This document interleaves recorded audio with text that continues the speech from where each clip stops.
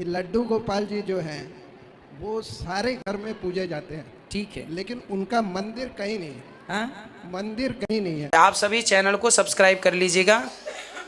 जो भी YouTube पर देख रहे हैं चैनल को सब्सक्राइब कर लीजिए और शेयर कीजिएगा। तो राधे राधे दोस्तों, स्वागत है आपका हमारे YouTube channel reaction by Usha में। तो बात करेंगे हम आज ऐसे व्यक्ति की जो कि पंडाल में आते हैं और कहते हैं गुरुजी मंदिर में तो कहीं हमने लड्डू गोपाल नहीं देखे, तो घर घर में ये लड्डू गोपाल क्यों रखे जाते हैं, क्यों इनकी पूजा होती है। तो आइए देखते हैं कि इस विषय में गुरुजी क्या समझाते हैं। जी राधे राधे। मेरा प्रश्न ये है कि मैं 62 साल से कृष्ण भगवान को अपना भाई मान रही हूँ।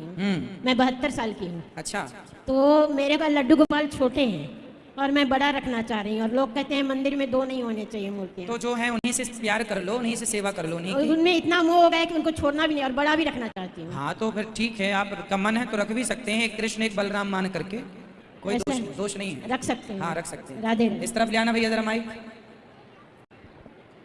ये खड़े हो जाइए, आप आ जाइए, आगे आ जाइए फास्ट। बताइए आपने आज कथा में क्या सुना, क्या अच्छा लगा आपको और क्या बुरा लगा, दोनों चीजें बतानी है यहीं से खड़े खड़े। गुरुजी आज आपने बताया कि बलि जो है वो देवी माँ में नहीं होती है। क्या माइक पास में लेके? बलि जो चढ़ाई जाती है हाँ। उसे देवी माँ प्रसन्न नहीं होती है। बिल्कुल नहीं होती। अच्छा, मैं पंडित जी से पूछा था, मैं इतना भी कह दिया था यदि देवी माँ यदि बलि से प्रसन्न होती है तो मैं नहीं आऊँगा। तो उन्होंने मुझे जवाब दिया कि देवी माँ की सवारी होती है शेर। ठीक है। शेर खीर पूड़ी तो खाएगा नहीं, तो ये बलि उनके लिए चढ़ाई जाती है, कहाँ तक उचित है? ये सब मनमाने उत्तर हैं। जो माता जी का वाहन है शेर, तो माता जी शेर पर इसलिए सवार हैं दुनिया वालों को बताने के लिए कि देखो तुम संगठित रहोगे तो शेर को भी वश में कर लोगे। माता जी का शेर तुम ही खवाओगे तब नहीं। माता जी हमेशा आपके घर में मोटरसाइकिल है तो आप 24 घंटे उसी पे बैठे रहते हैं क्या? अरे भाई माता जी जब उतरती होंगी शेर जाके अपना खा पी आता होगा, तुम ही बकरा काट के डालो, ये कहाँ लिखा है? जबरदस्ती मनमानी। माता जी भी उतरती होंगी ना, अपने काम धाम ना करती होंगी। भाई शंकर जी बुलाते होंगे, चलो दुर्गा यहाँ आ जाओ, शंकर जी के पास जाके माता जी बैठ जाती होंगी। उस समय नंदी भी खाली है, उस समय शेर भी खाली है, अपना दोनों खाते पीते रहते जंगल में। अब नंदी के ऊपर कौन सा शंकर जी 24 घंटे बैठे रहते हैं? वो भी तो चारा वारा खाने के लिए जाते होंगे।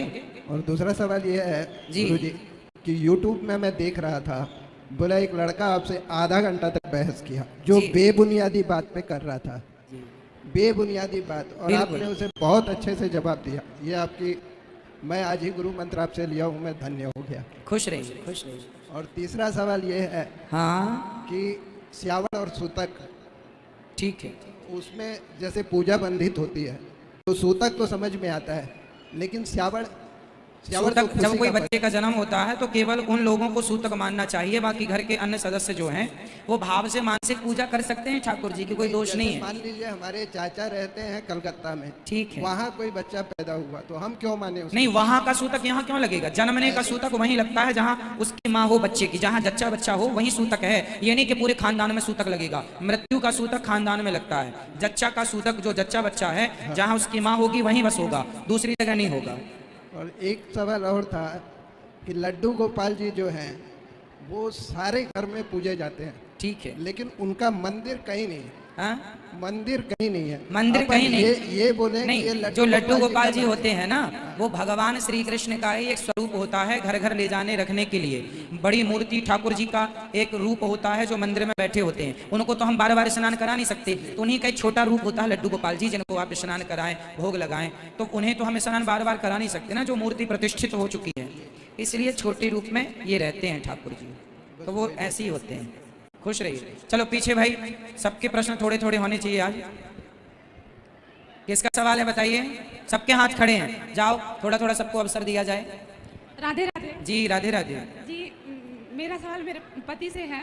आपका सवाल आपके पति से है? जी, मतलब पति से रिलेटेड है। अच्छा, पति से रिलेटेड, बताइए। अभी वो 4-5 सालों से उनका तबीयत मतलब कंटिन्यू, एक ठीक होता है तो फिर एक शुरू हो जाता है, फिर एक ठीक होता है फिर एक शुरू हो जाता है। तो एक तो आप आशीर्वाद दे दीजिए, और एक बताइए मैं कैसे उनको मतलब स्वस्थ रखूं।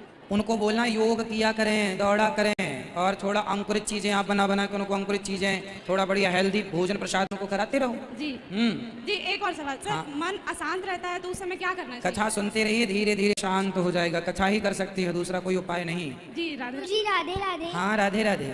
मुझे आज की यह कथा में यह अच्छा लगा कि हीरे को कैसे पहचाने। वाह, पूरी कथा फिर आपने सुनी है आज। हीरे को कैसे, क्या है हीरे को पहचानने की कला बताइए।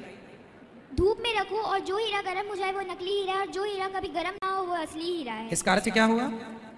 कि हमें सिचुएशन कैसी भी हो हमेशा अपने स्वभाव में रहना चाहिए। वाह वाह, धन्य है आप, इतना ऊंचा ज्ञान आपने हासिल किया है।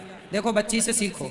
आज की कथा में सबसे विशेष चीज थी ये, जो आप लोग नहीं उसको ला रहे थे। ये सबसे खास थी कि गुस्से को कैसे कंट्रोल करना है। हम बात बात में गुस्सा करते हैं, नहीं करना चाहिए, ठंडक रखना चाहिए, थोड़ा धैर्य रखो, मुझे विवेक। आपकी भजनें बहुत अच्छी लगती हैं। अच्छा, खुश रहिए, धन्यवाद। राधे प्रसन्न राधे। रहिए। वो दे महाराज। जी आपसे मेरा एक सवाल है कि राधा जी की शादी हो गई थी, हाँ फिर भी वो कृष्ण से प्रेम करती थी। हाँ। आज के समय में अगर कोई शादीशुदा औरत किसी अन्य पुरुष से प्रेम करती है तो गलत क्यों? तो राधा जी तो कृष्ण जी की पत्नी थी, तो पत्नी तो अपने ही पति से प्रेम करेगी ना। नहीं, क्यों? आपके माँ के पापा से ही तो प्रेम करेगी। हाँ? वो तो प्रियसी थी ना, आपको किसने बोल दिया? गलत जानकारी मिली आपको। राधा जी भगवान की पत्नी है। आज की कथा में हमने बताया कि भगवान कृष्ण का विवाह राधा जी से ब्रह्मा जी ने कराया। कभी वृंदावन आना, वहाँ भांडीर वट है, वहाँ कराया। आप जैसे युवाओं को केवल ये एक पॉइंट बता करके राधा जी तो प्रेमिका थी, ये केवल आप लोगों को इसलिए कुछ लोग बताते हैं कि दूसरे लोग आपको अपने प्यार के झूठे जाल में फंसाएं, आप लोगों का यूज करें और आप लोगों को चिंगम की तरह चबा के थूक दें। केवल इसलिए गलत जानकारी दी जाती है आप लोगों को मूर्ख बनाने के लिए। भारत की लड़कियों को मूर्ख बनाने के लिए कुछ लोग ये जानकारी देते हैं। राधा जी भगवान की पत्नी हैं। शास्त्रों में लिखा है। कहाँ विवाह हुआ वो स्थान भी मैं आपको बता दूंगा। राधे राधे गुरुजी। जी राधे राधे। मैं आपका हमेशा YouTube चैनल में देखती रहती हूँ, मुझे बहुत अच्छा लगता है आपका।